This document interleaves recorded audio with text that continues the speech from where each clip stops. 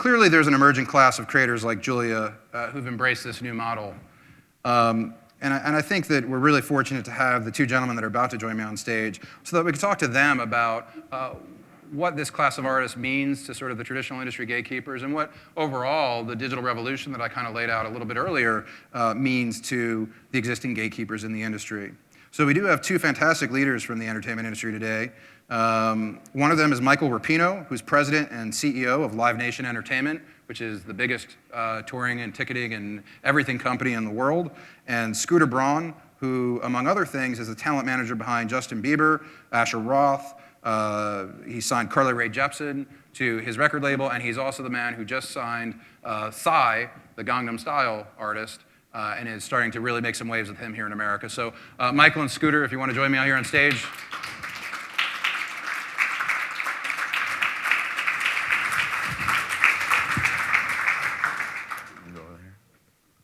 Buddy. So I always pick on the person who sits the farthest away from. No, I'm kidding. So listen, we just talked about sort of this revolution that's gone on in the recorded business, and you two guys sort of don't directly make the majority of your money or your clients' money in the recorded music business, but how has this digital revolution affected you guys? I mean, what's the number one headline for you and your respective businesses, maybe in management and in the touring space? You want to go first? Well, in our business, as you indicated, as the in charge of everything, we do two things. Ticketmaster is one of our businesses in Live Nation concerts. So we're the largest promoter in the world, and we're selling tickets. The artist does what they do on stage, and they're reinventing the business every year.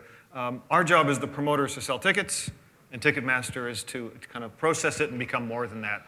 One of the changes that we have, the internet's been the greatest thing that has happened to the live business. I don't run a record label, so I don't have to worry about all of those challenges they have. But first and foremost, the live show can't be duplicated. So as much as you can watch a DVD, you can watch a video, that Kodak moment that we all get at that show is just not duplicatable. So number one, we got one of the greatest content businesses in the world, those 2 hours of whatever your favorite artists are. Our job then for Scooter and any of his artists is to figure out now how to start acting like it's the year 2012 versus the industry of the past, where you put print ads up, you put radio spots up, you kind of did it traditionally. Social media is the greatest gift to the concert business because it's one of the most social events. We just did recent data. Almost 60% of the participants at a concert are taking a photo, they're sharing it, they're tweeting, I'm here. It's one of the most social events. And what we're spending a ton of money on is our platform. One of the greatest things about a concert is over 60% of consumers said they went to a show because of their friends. It's obviously the easiest way. It's like going for dinner. You don't go to a show by yourself. You go because a buddy brings you, your wife, your girlfriend, your friend. It's a social experience. So any way we can continue to invest in the social experience with the tools, with our web platforms, with our apps, the mobile phones, with our Passbook on Apple, any way we can make that social experience easy for that fan to say, I'm going, I want to go, I'm here, and as they spread the word amongst their friends, we now have on Facebook, every time you RSVP, let's say I'm going to the show, your little circle of 200 friends, we're getting an extra $5 in incremental sales that didn't happen because your friends didn't read the print ad, but they want to go with you. It's conventional wisdom in the touring industry that if a ticket goes unsold, it's because people didn't know the show was happening, right? Or the band's no good, one of the two. But let's just. I mean, it's not a perfect science, right? You don't have every size venue available. You either are playing an arena, and maybe you're only worth 9,000, or you're playing a club. But in general sense, some of the facts in our business that if we worked in any other category, we would be attacking it head on. 50% of consumers said, I didn't know about the show or I would have went. Yep. And 80% of shows don't sell out. So if you want to look at it from an inventory perspective, if you were a traditional company going, God, I got a whole bunch of consumers that want to buy Coke, but they didn't know about it, you would advertise and advertise better. So my point being, this is an industry that is a slow changer. I think we've been, thankfully we have a balance sheet that's been able to invest in it. But the quicker we take, 3 years ago, we spent $200 million on marketing all of the concerts we do, and under 5% of it was online. Yet 76% of the customers said, I found out about it online, obviously through an email, through a buddy. And I'm still convincing older generation managers that we don't need a print and a radio campaign. We should be sifting that money online. Have those numbers shifted? I mean, from that 5%? I mean, I looked at it again this week. It's 15%. So they're growing. It's a wedge. Yeah, I mean, it should be 50 Right. tomorrow. I mean, we just know that Facebook, social, and online, and I'm going to let Scooter take over because he's got the best example in life right now with his two artists, is the #1 place to connect with consumers. So generally speaking, the digital revolution in your core businesses of selling tickets, essentially, it's been good. Yeah, unlike the record labels, the product didn't get displaced by it, so I don't have a challenge of content being duplicated. What we've been able to take advantage of is the friction of the process of getting the ticket or knowing the show. Traditionally, it's been a pretty unsophisticated business. You waited in line, you waited at 10:01 on Ticketmaster, you kind of heard about it. I didn't hear about it. I wasn't sure how to get it. Yep. Anyway, we can use social media, internet, digital ticketing, all means we can kind of take the whole experience of how did I find out about it, how do I get a ticket, and how did I get that ticket to the show. We turn that into kind of the technology of the future. It increases the business.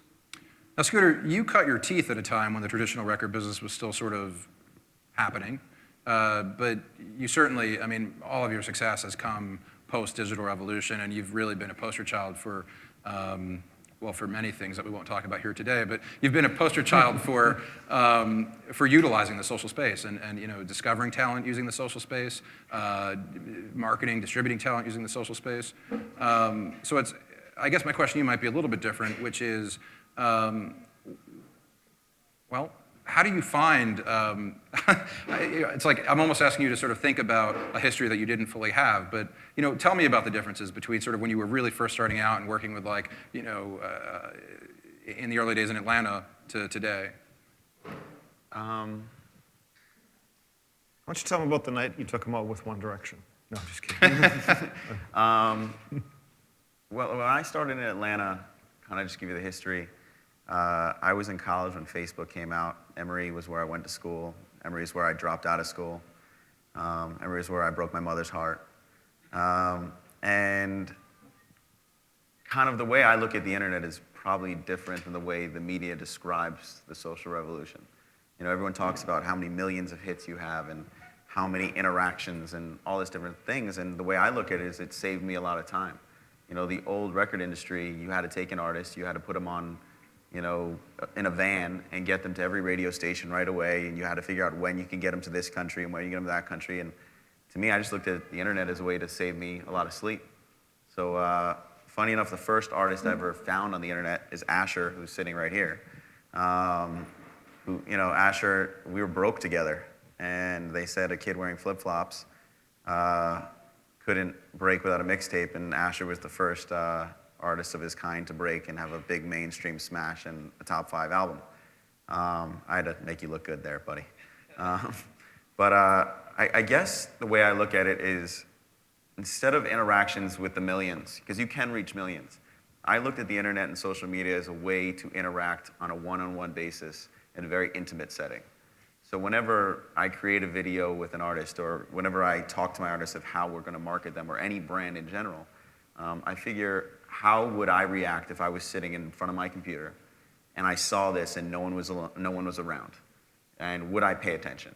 And if I get that reaction, I figure out, well, why wouldn't millions of others have the same reaction? So when I saw Asher, it was that. When I saw Justin, it was that. When I recently, my buddy sent me a video with almost 2 million hits of a Korean guy going like this. And I was like, this is awesome. And That's the Gangnam Style video for those of you who are scratching your head at the moment. yeah, so that song is in all Korean, and it's #1 on iTunes in America right now. With 220 220 million hits 6 weeks later. And we kept it a secret that we were involved, because the truth is, I kept it a secret with Bieber, I kept it a secret for 1.5 years before anyone even knew I was involved. And the real reason is, when they see an executive involved, they see a label, they see a manager, they automatically assume something's manufactured. For example, and I want everyone here to be honest, how many people here assume Justin Bieber is very manufactured? It's okay. You can raise your hands. How many people are thinking about raising their hand but are trying to be polite? It's okay. If everyone raised their hand, I'll be fine. That is what I have to battle every day because people assume success on a major scale is manufactured. But the real thing I'm trying to make everyone understand about the next generation and with the internet is if it is manufactured, you have no chance. They see everything. They know where I am right now before I got here. That's because you keep tweeting. No. I tweeted, yeah, that's true. But no, literally, Asher and I, we walked out of a hotel and there were kids there waiting for him. So, and he's not even staying there. So what I can tell you is my sense of marketing, how I use social media is the opposite of manufacturing. It's give them everything, create a story, let them see it on an intimate level. How do you interact one-on-one with someone? And then I expect to get millions of hits if you have a genuine interaction on a one-on-one level. And what do you do with millions of hits? Like, why is that good? I call you and say, put them on the goddamn cover. I mean, look, for example. But that's actually, I mean, I know you were sort of kidding, but that's an important point, right? Like, a lot of the sort of remaining gatekeepers, right? Like, so yeah, I mean, like radio, for example. You need all that. You have to tell a story. Everyone gets surprised that I'm known as the internet guy in the music industry. And everyone thinks it's surprising that I still want radio, I still want magazine covers. I look at everything as a genuine one-on-one interaction. So if I found something, okay, I'll try and break it down for people who are a little bit, than the other generation, I'll say, instead of saying older, I'll be polite. Were you more inclined, who grew up in the time of records, vinyl, okay? And who grew up in the time of cassette tapes like me? Okay, we'll go with cassette tapes. So if you got a mixtape, some kind of cassette tape from a friend, and you heard a record and it was great, and then you heard it on the radio 6 months later, didn't you feel like you owned that record? You felt like, I found it first, it's mine. That's what the internet is for kids. Yeah, it's the same thing. I mean, people walk around, you just said, like, I saw this Gangnam Style video. Exactly, At 1 so million. we still want radio because it legitimizes what you feel. It's the same feeling, nothing's really changed. And you can use the social space to tell stories, right? If you look at CeeLo, for example, and we'll be polite and call it the Forget You song, right? That had, again, similarly, like 150... You can't say it here? Well, I just, I'm trying, I've already cursed twice, so Okay, I'm cool. trying to keep it in check. But, CeeLo's song had 150 million views on YouTube before radio started touching it. It was already a hit. It was a monster hit. I just think it's funny because we were talking about 5 years ago, Mike gave a speech and said that through social media, you'll have people selling out arenas within 6 months of starting. And 6 years ago, when I found Justin, they told me that you can't monetize an act off of YouTube. And you shouldn't be signing things off the internet. You can't do it that way. So, I think the only reason the music industry is slow is because you got people who are older who want to keep their jobs who do not want to admit they don't know what they're doing. Yeah. And I'm probably going to get into a lot of trouble for saying that, but I really don't give a fuck. Do you want to name some particular people? No, not at all. The real honest truth is because someday I will be that guy, and I'm just going to be okay with it and try and hire someone younger than me. I think that there's a chance. That's actually a really good point because I think that there's a chance that you could be that guy sooner than you realize these days, right? Like once upon a time. Don't rub it in, man.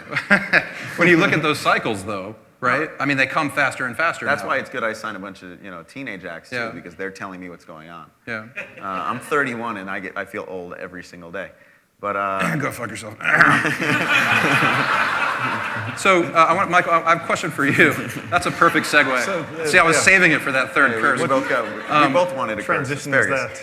So, I'm really curious. He talked a lot about data, and I think that we all talk about sort of big data. I think whatever content or cultural industry you're in, if you're thinking about monetizing it, we're interested in data. We're interested in knowing who's interacting with our content, how we're reaching them. How has Live Nation benefited from data over the last, few years? What are you doing with all this data that you must have? As we did joke, I'm absolutely the straight man up here, I realize in the context. I did say to Scooter, I said, I just want to remind you, it's a small crowd, you get comfortable, it is webcast, so just make sure, you don't say something that somebody runs with. So I'm glad you've already broke that with the old men in the business line. Thankfully, I'm not one. Data is it's the greatest word in the world. In the business right now, everyone talks about it. Few really have done much with it. So I think it's a double-edged sword. The great news about the business is the reason that Scooter's doing what he's doing is because he has to. If you're an artist today, as your center of the wheel said, you're probably on Facebook. You probably got, you look at Justin, you look at, we take care of Shakira, Rihanna. You get 44 million likes. I mean, they're connected with their fans. They have data. There's no more the artist way in the back room and a bunch of gatekeepers. The artist now is truly connected to their fan through social media and building their own database, if you want to call it that. So going back to the artist, and then it'll get to my data point, one of the great things about the artist is I look at the artist as one of the greatest corporations that we can all learn from, because artists are actually a very low-cost center and outsource everything to experts. So one of the brilliance of an artist is when they're not on tour and off cycle, they have a very small support staff, management team, and when they want to go on cycle, they use hundreds of people, from promoters to agents to managers, which are self-absorbed in the cost. So incredible business model if you think about it. It's like a film. Yeah. No fixed costs. Just so people can appreciate the scale of that, when a U2 goes on tour, because I know you did U2's tour, which is a record-breaking tour on Billboard's box score, how many people are traveling with that band? And how many trucks? I mean, that was a perfect example. Four guys from Ireland that have a staff of 10. Then they go on tour. We had 150 transport trucks. 150 trucks to take you to on tour. 150 transport trucks to set up the tour. It was 400 to 500 employees hired on an ongoing basis, plus local. So incredible, $700 million revenue generating business, if you want to call it. We would all like to figure out how to create $1 billion in revenue with 10 staff that you can scale up, scale down, and take a high margin off it. So the artist is always operated that way. They're a small little business that are going to use experts, and they're still using labels because there's a lot of smart people in labels that can help them out, promoters. So as us, and as I always say, thank God Justin Bieber doesn't want to become a promoter. He could, but it wouldn't make sense for them to scale up. So if you're now a service provider to an artist, whatever your role is in life, promoter, manager, you pretty much got to figure out how to impress that artist that you absolutely understand, the internet, the fan bases, and have some level of a data business that can help them. Because you're sitting with Rihanna. We manage Rihanna. She's got second largest Facebook in the world, Twitter. I mean, it's not like she's trying to figure, one tweet, she's going to reach 44 million fans. So when the tour goes on sale, pretty hard to impress Rihanna on how are you going to launch the tour. Print campaign? She's going to laugh at you. She's got 44 million dedicated fans. So it can be a little more complicated than that, though, right? Like, I mean, I call it the Soulja Boy theorem. Right? Soulja Boy has, at the time, I think he had like 3 or 4 million followers on Twitter, and he put out his new album, and he tweeted about it, and he sold like 11,000 copies. And it was like, you could almost hear that screeching sound as the needle left the record. Because I think that was a little bit of a wake-up call for a lot of people that think about this stuff, that maybe that's not good enough, maybe it's not. I mean, I guess it depends on the artist and the relationship. I'm not saying any of it in its own is inclusive. I'm just saying. She's got a lot of power. 10 years ago, an artist didn't connect to the world. Totally fair. They relied on people. Yeah. You could convince them that a print ad in the Village Voice and a radio spot was fabulous. Yep. If you're going to be in business today and your artist happens to have multi-million followers, you better have a sophisticated business. You better have a digital division. You better have a database strategy. You better be able to convince them that you can reach consumers beyond their core business to spread the word and attract others. So one of our biggest missions in Ticketmaster Live Nation, since we merged 2 years ago, the secret sauce we have is over 200 million consumers in our database. Ticketmaster is the third largest e-commerce site in the world, and for 20 years they didn't care about it. For the last 2 years, we've been investing a lot of money in our data mining and building a world-class database because one of the greatest things about our business is it's a massive repeat business. Is the most important part of that database the ability to sort of predict what shows people would be interested in and then push that information to them? Like, you live in New York City, you went to the Britney Spears show, therefore I think I should tell you about, the Christina Aguilera show that's coming to New York City. Is it that? I mean, it's even simpler than that. I mean, the first thing we got to do really good is I'm going to use some older artists because they have a more repeat business. Jimmy Buffett, we tour him every summer in our amphitheaters. Parrot Heads, if you're one of them. Scooter, Jimmy Buffett is an artist that has a song called "Wasting Away" in Margaritaville. I was waiting for that. I knew you wanted. And We're good friends, so he's having a good time with me today. And we all wish we could be Jimmy Buffett because he's had an incredible career creating He's amazing. Margaritaville. But my only point there is, 80% of the Parrot Heads are coming back every year. Yeah. It's like the Grateful Dead. Same should kind we of not thing, be right? talking to them well tell in me they are advance? So we should be talking to them in advance. You've come 2 years in a row, Bill. We're going to be on sale next summer. You've always come with 3 people. Do you want a 4? Do you want to get early access? Somehow treat you with some respect that you're an ongoing customer. Treat you with respect. You obviously then bring an extra person. You tell 4 other people. Incentivize you to be part of it. So it's been a one-way sale for a long time in this business. And data now lets us start engaging in a proper customer relationship business that we should. We have, the gift that we have is we have one of the most passionate products in the world. We are not sitting here trying to figure out how to sell Coca-Cola. These fans are very, very committed, very passionate. They just want a little bit more access, they want respect, and they want some acknowledgement, like any other business model. I don't think the business has changed as much as everyone thinks it has. Yep. I mean, I still think at the end of the day, it starts with the music. I firmly believe that. I don't think you can trick someone into hearing something and reacting any differently today because of technology. Yeah. This isn't the first time technology has affected the business. I mean, it's probably because of Tesla. We have a record business in the first place. So all we have to do today is study interaction, which is the same thing we've been doing as long as the record industry has been around. Figure out how do people interact with music, and then try and figure out what are the revenue streams now that things are changing. And it should be easier in theory because of this opportunity to see data and to sort of see footprints online. Honestly, I think it is easier. I think the problem is that the music industry has a tremendous amount of ego.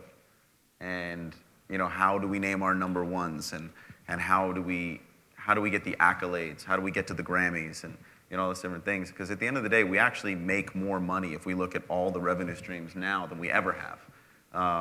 But we can still let people say we're a dying business. In record sales, we only did 100,000 when 10 years ago we would have sold 1 million in a week. But what we're not talking about is all the other revenue streams that we're bringing in. And because of that, because the charts are only reflective of airplay and sales of records, it hurts our ego, and then we focus on that instead of focusing on what we needed to change the business. I recently got involved with Lucian Grange, who is the chairman and CEO of Universal Music Group Worldwide. And one of the reasons I wanted to work with him is because he said, I don't care about market share. He goes, I care about, at the end of the day, my profits. And I like that because there was finally someone who didn't care as much about ego, about, what is my profit share in this business? Because he is buying EMI, and when you're number one, you usually say that. Yeah. I got to say, thanks for saying that. When you are the largest in the world, you tend to go, Yeah. I don't care about market share. But at the end of the day, I think now... As best I can tell, Lucian Grains does care a lot about market share. That might have been a good story to get a young guy who's really smart to come work with him. But they're just killing me today. Sitting between these two. If you guys only knew our history with these two. You shouldn't have said you were 31 and feeling It's okay, old, you dude. keep pushing. I'm going to tell them about you in Vegas. Okay. But I've never met him before tonight, so whatever he says. no, but I think at the end of the day, it simply comes down to interaction. And then, I still think if you want to be a worldwide act, you still need the best promoters in the world, and I still think you need a record label. Yeah. I think if you're going to be a great independent act going around the United States, I honestly don't think you need a record label as much. I think if you want to sell records while you're running around the United States for 8 months out of the year, and you want to make sure in Australia 12 months out of the year you're still selling records and you're getting the radio play, you need a company that has the infrastructure to do that for you on a daily basis. Yeah. So when I hear people say, oh, I don't need a record label, screw the system, all this different stuff, I think you're being naive. The global part of that is really important. I remember talking to Bright Eyes a few years ago and asking him why he signed to Universal for his international representation, and he said, I got tired of going and playing these shows in like Berlin in February and you're freezing cold, and you walk into the record store and there's no record there, and he wanted to see better treatment on his global campaign. A lot of today has been about sort of empowering artists and artistry. What Michael, like what can you, so like, for example, like Psy breaks out as an internet phenomenon, Scooter signs him, like what can Live Nation do for an artist like that? But also, does Live Nation have an interest in or an opportunity with an artist like a Julia Nunes? You know, we have a large management company too, so I'll leave that aside from now because obviously we compete with Scooter and we're out signing artists and from new to established. Yep. But on the main core business of ticketing and concerts, you know, we do 30,000 shows last year. We did 6,000 club shows. So, you know, our business is all about the ecosystem. So whether it's a House of Blues show we're doing or a young club, we're waking up every day, whether it's because we're training our young staff to become and learn, or we're finding that next Justin Bieber in the House of Blues. So our job isn't to discover talent nor nurture how to sell a record. Our job is to help them apprentice their business and get them on stage. And we usually don't make much money in the low levels, and you hope that every now and then a Justin Bieber and a Taylor Swift's and the young artists break through, and you end up doing okay when you get to that level. So we're in the artist development business every day in some club around the world, you know, as we look to get involved with that artist at a young age. And how do you decide where to place your bets? You know, when you're talking about developing an artist, what, you know. Well, again, we're not, you know, we're less of the bet, you know, of Vegas on that. That's much more the record label business who has to make a lot of bets and then hope to sell records. But I mean, in terms of getting involved as a promoter. Well, our bets are a little easier in theory Right. because, you know, let's call it a House of Blues. It holds 700 people. Right. You know, we're not going to pick you if you've never, you know, we're not going to bet on you if you've never sold 2 tickets. You probably Right. have sold 500 somewhere, and we might. Your bets come in more when you take someone who's playing maybe 500-700 people, and then you start to take them Yeah. up to 2,000 or 5,000 people. Yeah, yeah. Or quite honestly, sometimes the bet is bigger when you're going from 0 to big. Okay. Okay. We've subtly been flashed the audience question screen. Shut that down. Yeah. But please finish your answer. No, I'm going to say the label is much more in the gambling business. Our business is a little bit more traditionally staged. So we know that if you're a ticket seller, you know, you can probably fit in one of our venues. But I would say to you, the one theme you did say, and I realize you got to ask questions, is global is one of the key things to our business, and obviously his artist has just showed it that unlike maybe other businesses. Music is it's global now, and it isn't confined by the record business anymore. So whether it's Facebook, whether it's a mobile platform, an artist now can travel the world. And you know, 10 years ago, if you were an artist, we toured you in Europe, Western Europe, we toured you in America. You maybe did a vanity run through Asia, maybe South America, but you made all your money in Western Europe and America. And now, I mean, we have Lady Gaga on tour right now. She's been around the world from the Pacific Rim down to South America.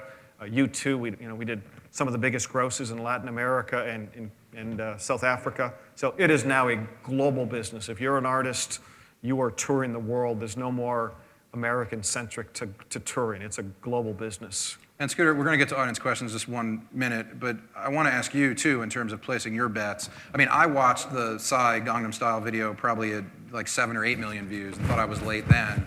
And it occurred to me that I thought that the dude in the dance-off had a really cool yellow suit. You watched the same video and it occurred to you that you should sign this person and bring them to America. So like, what makes you decide to place your bets? I went to a lot of bar mitzvahs. Yeah. That song made sense in my head.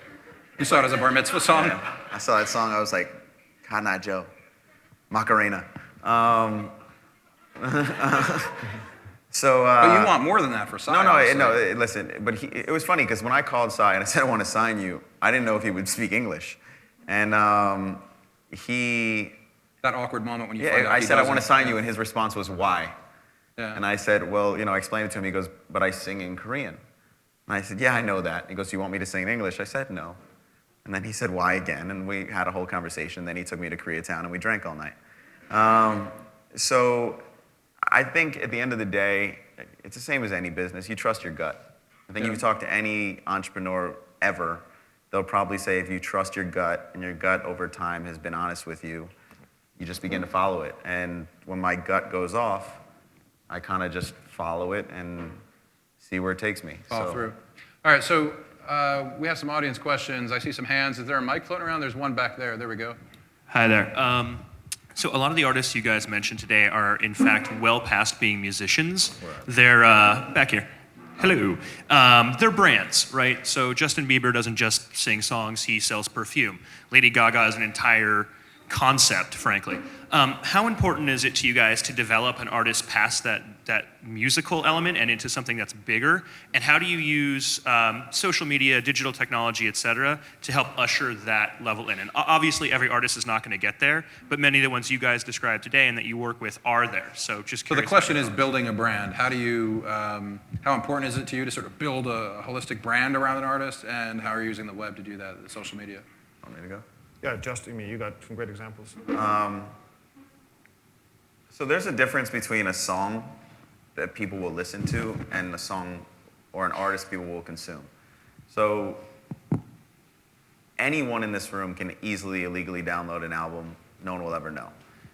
Now we've done it with Spotify and Pandora and songs. You can listen to everything over and over again. Albums that people choose to buy, they're doing it because they're invested in the artist. So if you actually think about it, over the last decade, pretty much almost every artist who's gone platinum, you know their story. You know 50 Cent was shot, Kanye was in a car accident, Justin was discovered on YouTube. You kind of know their story, and I think that's why they end up selling albums, because you become invested in them. So developing a brand is extremely important to me, because I want people to know who they are. It's actually more important to me. For example, I have artists go on the Ellen Show, and I constantly ask her, I said, okay, great, I'm glad they're performing, but you need to at least walk up to them and ask them 3 questions. Because how they answer, their personality, who they are, what it took to get them there, that's how you end up selling albums. And then from there, I said earlier, it's about how we interact and finding those other revenue streams. If my artist wants to go and do all the things that they want to do, you got to make sure that there's a budget there, because artists are really, really good at getting angry at you if there's not a budget. So by creating the brand and creating all these other revenue streams like perfume, you allow yourself to do a lot of the things that you want to do in the other spaces. And the other thing we do, at least in my company, everything has a nonprofit component. Everything has a charitable component. So whether it be the records, the perfume, pretty much everything, we give a portion of proceeds to charity, because we've found it's statistically proven that when a for-profit business has a nonprofit component, you make more money in the long run. And we feel like we can do pretty much anything because people will feel good about what they're getting invested in. And your mom will be happy with you as well. Let's take there's a question right over here. Yeah, guys, with so many pictures being taken at shows now, where do you see the future of repurposing this fan content for promotional or commercial purposes, using that to push the social media to promote whatever it is you have, and also to be able to make money around that? So Michael, have you guys thought at Live Nation, have you spent time thinking about building a business model around that sort of never-ending stream of content that fans create? Yeah, and it's a great question, because it's something we talk about a lot, and it's actually, in many ways, one of the benefits. One of the challenges I have as the promoter is I don't own the rights to the show. So I can't tomorrow just stream every show and start a network. The artist or the label, the rights are complicated. So that's why it's never easy to scale up a live performance. So I always get asked, 30,000 shows, you got all that content. No, actually, I don't have the Justin Bieber show. But the photographs in the world of social media have provided now an incredible library in the sky, archived by better than anybody, because just the magnitude of it. So we're relaunching LiveNation.com this fall. We started doing it at Ticketmaster, but I think we're going to do what we can to take advantage of the fact that 30,000 people are coming to the show. 30,000 shows are happening that we're in charge of. And if we can give those fans a place to share that and participate in it, we think it's a great opportunity. Where does the money come? Most of what we do for a living, going back to a little bit of the brand question, we have over 300 sponsorship advertising personnel. We have over 800 sponsors. So Madison Avenue is very, very hungry, always has been, to be part of that demo and or leverage the artist imagery. So online advertising and advertising in general is a big piece of how our business model works. And the more ways we can bring the fan and the experience to life, whether it's online or through the mobile app, advertising dollars will flow. And it's kind of a big tangle of rights issues, though, ultimately, right? Like if you wanted to do something where Not you're the photos, but Not other the photos. things. The music is, but Yeah. not in generally. I mean, 10,000 photos at a Justin Bieber show taken by the fan aren't owned by Justin Bieber. But let's say Pepsi's a big sponsor of a tour. Let's say Pepsi's a big sponsor of a Justin Bieber tour, and all these fans are taking photos. In order to sort of actually benefit and use that stream of photos in some way that benefits or associates with Pepsi, then there's sort of rights issues around the artist, isn't there? Scooter? Like if Billboard wanted it Depends how it's tomorrow. presented. It's how it's presented. I think going just directly to your question, we have to start putting trust in the consumer again. I mean, that's really what it comes down to. It's the idea that they get to make the choice, because it's only going to, in my opinion, get better. A lot of people will use the word worse, but as time goes on and technology continues to do what it's doing, people are going to get the choice of free or paid as they go along. And everyone is familiar with what Radiohead did, correct? Where they put up their album and said, you decide if you want to buy it or not. It's free. You make the decision. And what they ended up doing is 50% of the people ended up paying, which is pretty much the same as us trying to put it out there, the amount of people that steal it or not. As time goes on, we're just going to have to continually build brands that people trust and appreciate and want to support, because it's going to be their choice more and more. And that's what I think it comes down to. I have a photographer who works for us on our tours, and we sell his photos. Now, you can go online and find probably quality photos just like his all over the place for free, yet people will still buy his photos because they feel like they're investing in something that they believe in.